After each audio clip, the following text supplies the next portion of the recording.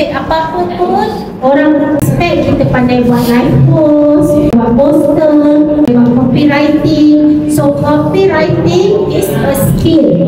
Macam mana follow account ni dan save untuk rujukan. Aida. Orang selera makan buah, masalah dekat attention, dekat tajuk. Balik produk you, apa masalah? Tak ada tempat lepak, kakak mesti rusik.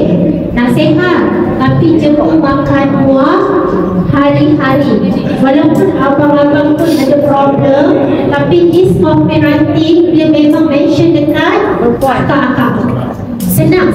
Nanti abang dia buat tulisan yang lain. Kami dah bagi tahu. Kami ada buat sebuah asam boy homemade. Kakak takkan jemu lah.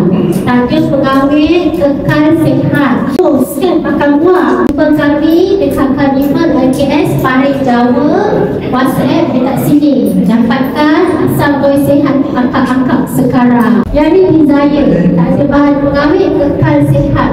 Takkan jemu dah makan hari-hari.